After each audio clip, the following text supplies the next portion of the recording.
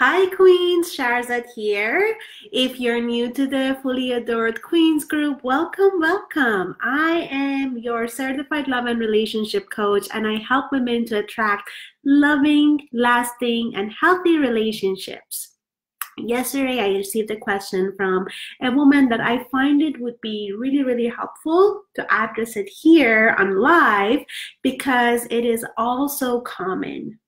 And I'm just going to go ahead and read the message to you, and I'm going to ask you to see how you can relate to this and how you can find yourself in what she's sharing. Okay, so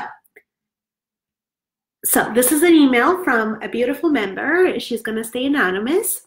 She says, "Hi, Sharzad. I was wondering if I could seek your help about a situation that I'm currently going through. By following your coaching and doing the deep inner work in the Stop Feeling Invisible program, I have attracted a man who is very kind and loving. He treats me so well, and he's very different than all the other men who I have dated. Now, the type of men that I always have been attracted to for years and years were men who would come on very strongly and then pull back, making me always walk on eggshells and worried about doing something wrong for them to leave me.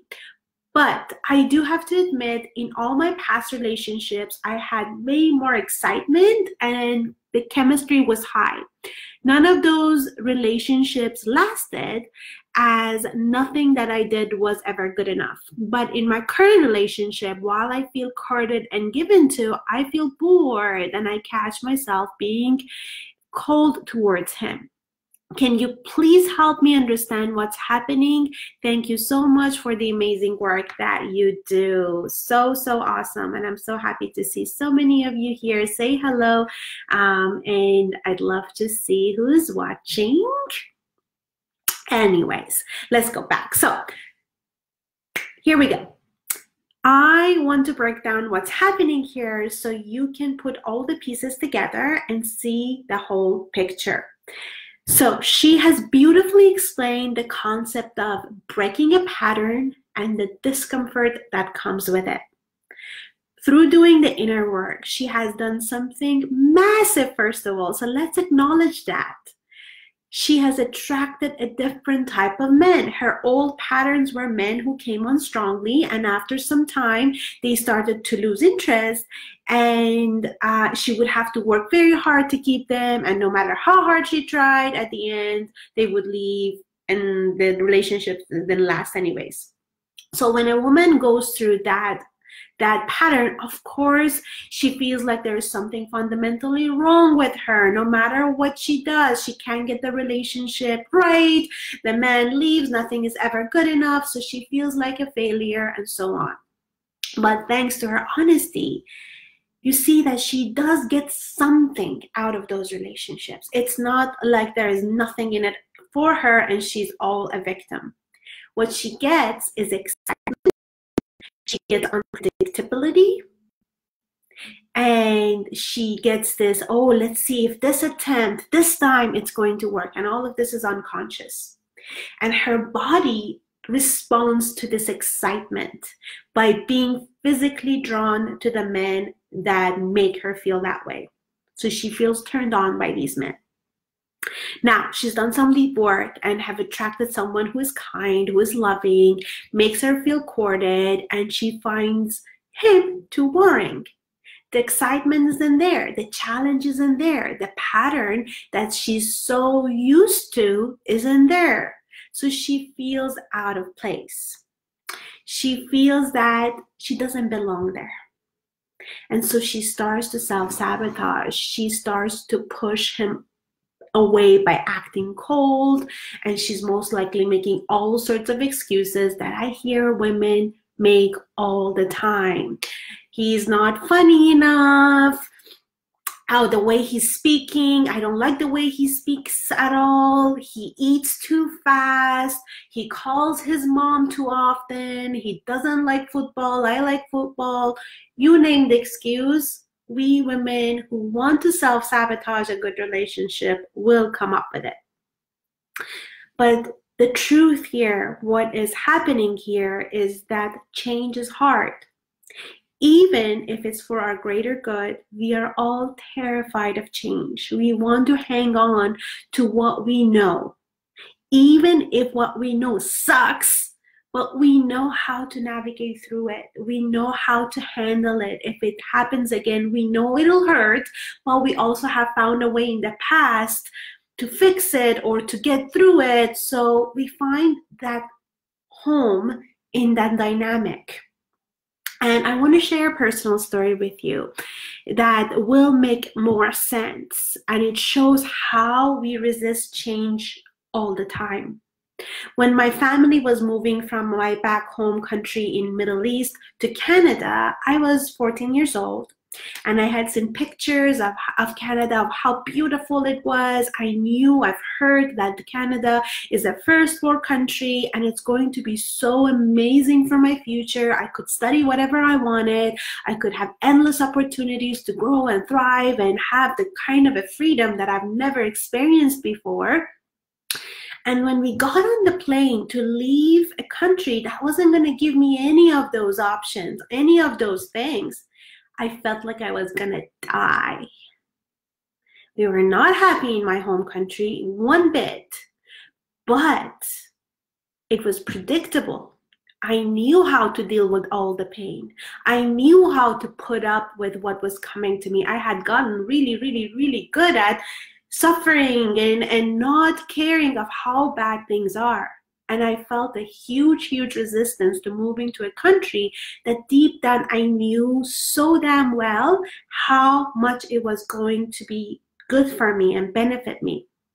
And let me tell you, to be completely honest, the first few months or maybe even the first year, I felt so out of place. I didn't feel like I belonged there. I looked for every reason to compare and say why this wasn't such a great place after all. I badly wanted to run back home. But luckily that wasn't a possibility. I had to stay and I had to adapt to the change. Fast forward 3 years later, I went back home for a visit with my father. And when we got off the plane to go stand in the line for the customs, the security guard yelled at me for going to the wrong lane. And I was so startled. Now, 3 years ago, it would have been so normal. This treatment would have even occurred to me that it's bad. I was so used to that it wouldn't even register that this is bad treatment. But now I had gotten used to being spoken to in a very respectful manner. No security guard in Canada can yell at you for standing in the wrong lane. So my standards had gone up. They had raised. I no longer belonged in that home. My new home was Canada, where I knew what it feels like to be respected and felt comfortable, felt deserving of being respected. Everything that I had resisted in the beginning, because it was such a huge change, was now second nature to me. And ladies, why am I telling you all of this? Because it's exactly the same thing when it comes to our dating world.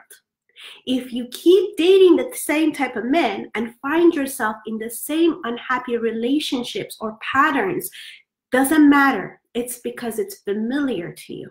You're used to it. You're not happy in it. You're not happy with the hot and cold guy. You're not happy with a guy that, they ask you out for 3 times and they disappear, but you're comfortable in it. You're comfortable with being treated a certain way. And so when comes a different man, you want to run back to the old. What feels familiar to you, when it doesn't bring you joy, needs to radically change. Let me know in the comments if any of this is making sense to you. So what will change and how it will change is that if you stick to it. I had no choice to stay in Canada. I had to adopt. And then when I did, after 3 years, when I went back, I never wanted to go back again.